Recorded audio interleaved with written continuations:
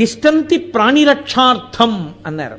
ఎందుకు అలా ఉంటుంది అంటే కలియుగంలో పుట్టేటటువంటి జనులు పాపకర్మ ఎక్కువ చేస్తారు. కలిపురుష లక్షణం ఏమిటంటే ఆకలి వేసింది, అన్నం అక్కడుంది, వాడు ఏదో గొడవపడి అన్నం తినడం మానేస్తాడు.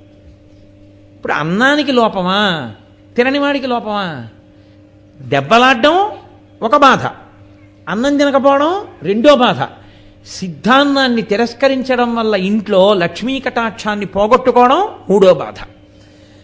తను తినవలసినటువంటి అన్నం తినకుండా అలాగే ఉండిపోయి ఆ అన్నం ఎవరికో ఇచ్చేయడం, ఇంటి యజమాని తినకుండా అస్తమానం గొడవలు పడ్డం, ఆ ఇంటి ఇల్లాలు కన్నులు నీరు పెట్టుకోవడం, ఎలా ఇల్లు వృద్ధిలోకి వస్తుంది? వేదం ఒక్క మాట చెప్తూ ఉంటుంది. లక్ష్మీ స్వరూపంగా ఆడపిల్లని ఎందుకు కన్యాదానం చేస్తారో తెలుసా అండి? లక్ష్మీదేవి కటాక్షించాలి అంటే మీరు ఎన్ని పూజలు చేశారన్న